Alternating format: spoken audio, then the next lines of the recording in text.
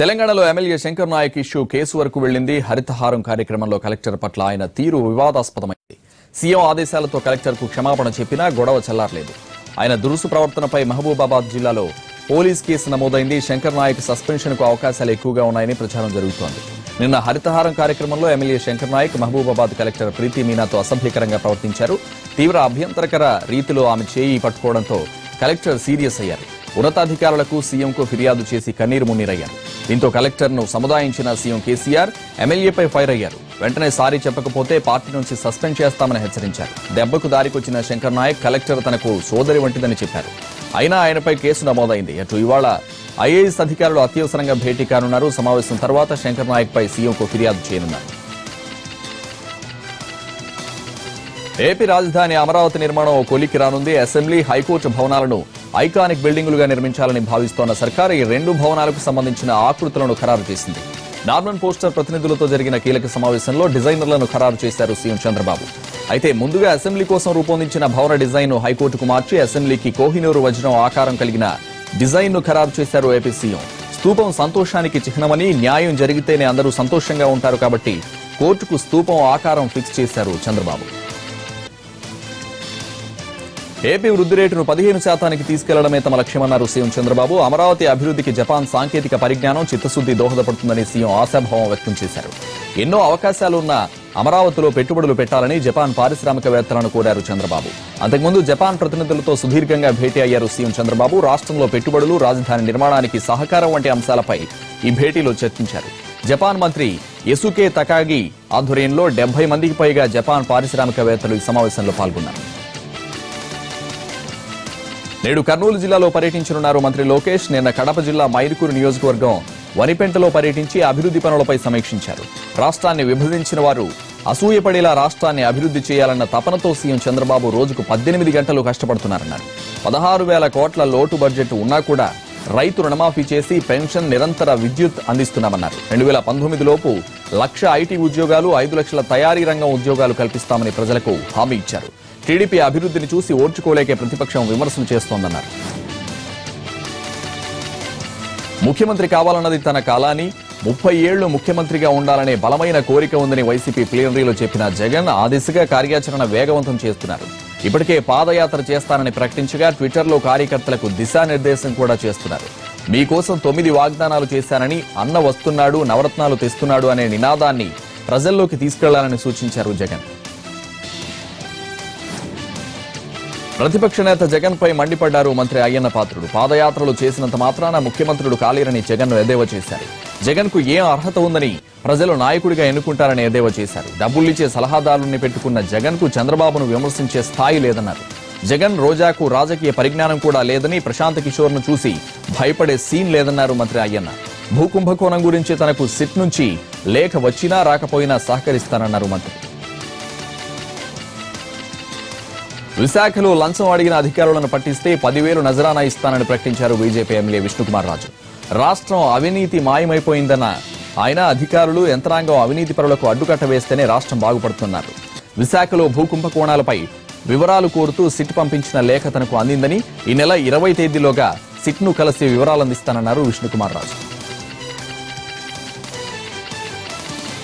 ముద్రగడ పద్మనాభం తన ఉనికి కోసం, జగన్ మెప్పు కోసమే పాదయాత్ర చేస్తున్నాడని మండిపడ్డారు కాపు కార్పొరేషన్ చైర్మన్ రామాంజనేయులు. ఆయన మాటలు కాపులు నమ్మొద్దని సూచించారు. ముద్రగడ పద్మనాభం వల్ల కాపులకు నష్టమే తప్ప లాభం మాత్రం లేదన్నారు. ఈ నెల 26న ముద్రగడ తలపెట్టిన పాదయాత్రను మానుకుంటే బాగుంటుందన్నారు. రోజాకు లెక్కలు తెలియకుండా మాట్లాడుతోందని, ఒక ఆడిటర్ను పక్కనే పెట్టుకోవాలని సూచించారు. కాపు కార్పొరేషన్ల ద్వారా రుణాల కోసం దరఖాస్తు చేస్తున్న వారందరికీ త్వరలోనే పూర్తి స్థాయిలో రుణాలు అందుతాయన్నారు. వంశధార ప్రాజెక్టు పనులు వేగవంతం చేసేందుకు మంత్రి అచ్చెన్నాయుడు నిర్వహించిన సమీక్ష సమావేశం రసాభాసగా మారింది. శ్రీకాకుళం జిల్లా కలెక్టరేట్లో నిర్వహించిన ఈ సమావేశంలో మంత్రితో పాటు అధికారులకు నిర్వాసితులు నిలదీశారు. పూర్తి స్థాయిలో పరిహారం పంపిణీ చేయకుండానే పనులు ఎలా మొదలుపెట్టారని మండిపడ్డారు. వంశధార ప్రాజెక్టు పరిహారం పంపిణీ విషయంలో అధికారులు, స్థానిక ప్రజాప్రతినిధులు అవినీతికి పాల్పడుతున్నారని వారు ఆరోపించారు. సమస్యలపై పూర్తి స్థాయిలో చర్చించకుండానే సమీక్ష సమావేశాన్ని అర్ధాంతరంగా ముగించారు అధికారులు. విజయనగరం జిల్లా ఏజెన్సీలో వైద్య ఆరోగ్య శాఖ మంత్రి కామినేని శ్రీనివాస్ పర్యటించారు. గత కొద్ది రోజుల నుంచి విష జ్వరాలు విలయతాండవం చేస్తున్న గిరిజన గ్రామాల్లో పర్యటించి ప్రజల సమస్యలు అడిగి తెలుసుకున్నారు. జిఎమ్మ వలస, కురుపాము పిహెచ్సిలతో పాటు నిడగల్లుగూడ గ్రామాన్ని సందర్శించారు. అనంతరం పార్వతీపురం చేరుకుని అధికారులతో సమీక్ష సమావేశం నిర్వహించారు. గిరిజనులు ఎదుర్కొంటున్న ఆరోగ్య సమస్యలు, అందుకు గల కారణాలు, నివారణకు తీసుకోవాల్సిన జాగ్రత్తలపై అధికారులకు పలు సూచనలు చేశారు.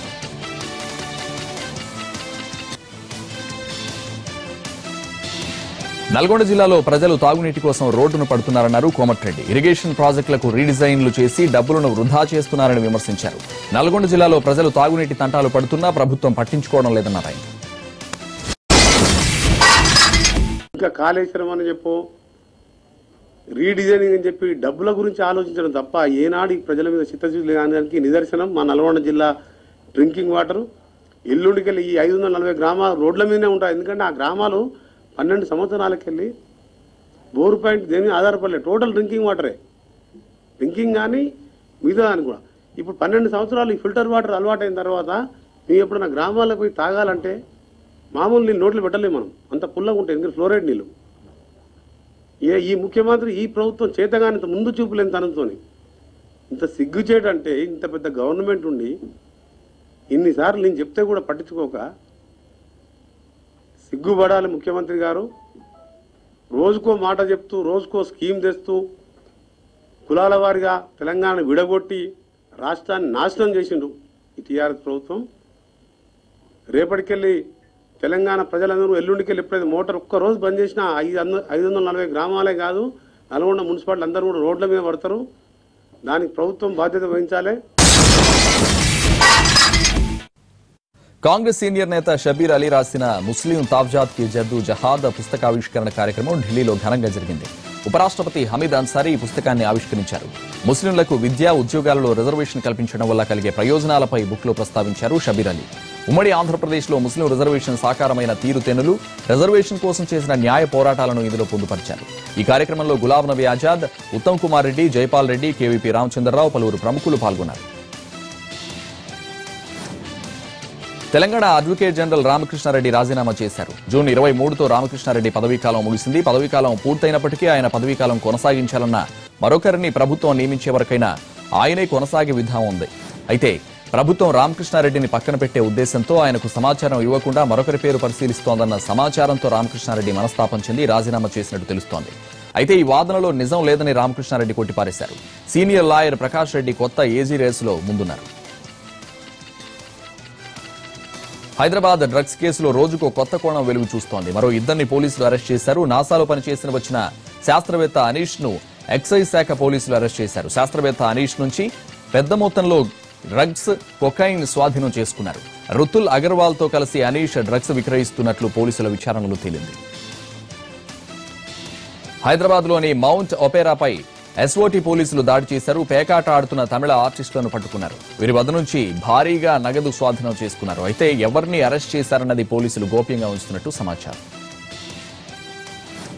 యాదాద్రి భువనగిరి జిల్లాలో ఏర్పాటు చేయనున్న ఎజోలా కంపెనీకి వ్యతిరేకంగా రైతులు ఆందోళన బాటపట్టారు.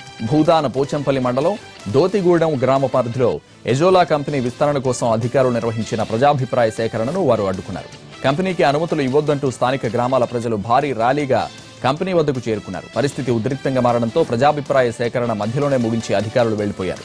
కంపెనీకి వ్యతిరేకంగా 550 మంది లిఖితపూర్వకంగా తెలియజేశారు. కడప అర్బన్ సబ్ రిజిస్ట్రార్ కార్యాలయంలో ఏసీబీ అధికారులు దాడులు చేశారు. సబ్ రిజిస్ట్రార్ కార్యాలయంలో ప్రతి పనికి లంచం వసూలు చేస్తున్నారంటూ ప్రజలు ఫిర్యాదు చేయడంతో ఏసీబీ డీఎస్పీ నాగరాజు ఆధ్వర్యంలో 2 బృందాలుగా విడిపోయి సోదాలు నిర్వహించారు ఏసీబీ అధికారులు. ఈ దాడులు సబ్ రిజిస్ట్రార్ సిబ్బంది నుంచి 77,330 రూపాయల నగదు స్వాధీనం చేసుకున్నట్టు ఏసీబీ డీఎస్పీ నాగరాజు తెలిపారు. దీనిపై ఓ నివేదిక తయారు చేసి దాని ఆధారంగా బాధ్యులపై చర్యలు తీసుకుంటామన్నారు.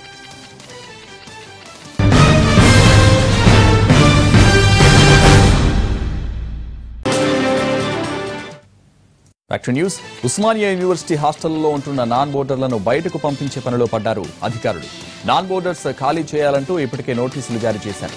వారంలోగా వెకేట్ చేయకుంటే చర్యలు తప్పవని ఓయో అధికారులు హెచ్చరిస్తున్నారు. మరోవైపు యూనివర్సిటీ స్టూడెంట్స్ మాత్రమే ఉండాలంటూ చేసిన హెచ్చరికలతో విద్యార్థుల్లో కలకలం రేగుతోంది. ఎన్నడూ లేనట్లుగా నాన్ బోర్డర్లపై అధికారులు ఎందుకు దృష్టి పెట్టారనే విషయంపై విద్యార్థులు చర్చించుకుంటున్నారు. సమాన పనికి సమాన వేతనం చెల్లించాలని డిమాండ్ చేస్తూ ఓయూలో కాంట్రాక్ట్ ఉద్యోగులు చేపట్టిన ఆందోళన 8వ రోజుకు చేరింది. కాంట్రాక్ట్ అధ్యాపకులకు ఉద్యోగ భద్రత కల్పించాలని వారు ప్రధానంగా డిమాండ్ చేస్తున్నారు. ఓయూ పరిపాలనా భవనం ఎదుట చేపట్టిన ధర్నాకు ఎమ్మెల్యే కృష్ణయ్య హాజరై కాంట్రాక్ట్ ఉద్యోగులకు మద్దతు తెలిపారు. రాష్ట్ర వ్యాప్తంగా కాంట్రాక్ట్ ఉద్యోగులకు ఇచ్చిన హామీలను కేసీఆర్ వెంటనే నెరవేర్చాలని డిమాండ్ చేశారు. ప్రభుత్వం స్పందించకపోతే ఉద్యమాన్ని ఉధృతం చేస్తామని హెచ్చరించారు. గత నెల రోజులుగా భద్రాద్రి జిల్లా ప్రజలకు కంటి మీద కునుకు లేకుండా చేస్తున్న దొంగల ముఠాను మణుగూరు పోలీసులు అరెస్ట్ చేశారు. పశ్చిమ గోదావరి జిల్లా ఎట్టిపాక మండలం చెందిన తట్టుగూడెం గ్రామానికి చెందిన వెంకటేశ్వర్లు, నాగరాజుతో పాటు మరో ముగ్గురు ఓ గ్రూప్గా ఏర్పడి చోరీలకు పాల్పడుతున్నట్లు పోలీసులు గుర్తించారు.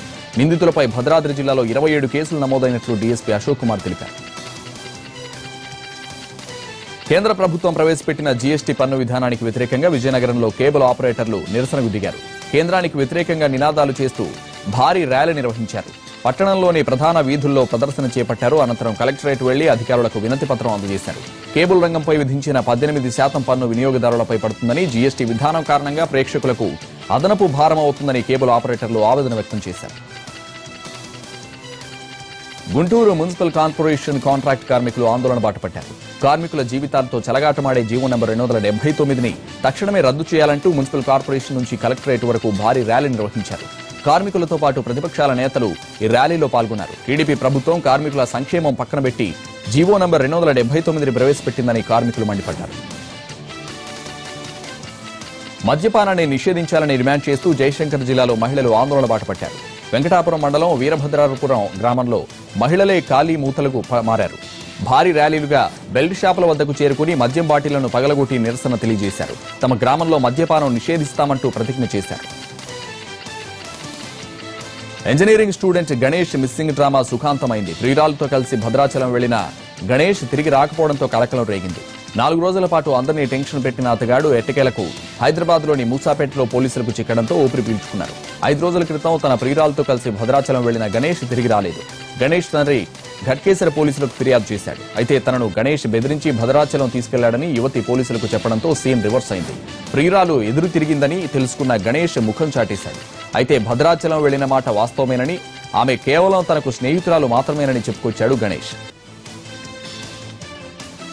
తూర్పుగోదావరి జిల్లా అమలాపురం కిమ్స్ మెడికల్ కాలేజీలో ఎంబీబీఎస్ ఫైనల్ ఇయర్ విద్యార్థి ఆత్మహత్యకు పాల్పడ్డాడు. చిత్తూరు జిల్లా తిరుపతికి చెందిన వివేకారెడ్డి నిన్న యథావిధిగా క్లాసులకు హాజరయ్యాడు. లంచ్ టైంలో హాస్టల్కు వెళ్లిన వివేకారెడ్డి తన రూమ్లో ఫ్యాన్ కు ఉరేసుకున్నట్లు కాలేజ్ యాజమాన్యం చెబుతోంది. మానసిక ఒత్తిడితో ఆత్మహత్యకు పాల్పడినట్లు స్నేహితులు చెబుతున్నారు. కానీ తల్లిదండ్రులు మాత్రం తమ కుమారుడి మృతిపై అనుమానం వ్యక్తం చేస్తున్నారు. కర్నూలులో దారుణం జరిగింది. ఓ వృద్ధురాలని హత్య చేసి బంగారం దోచుకెళ్లారు దోపిడీ దొంగలు.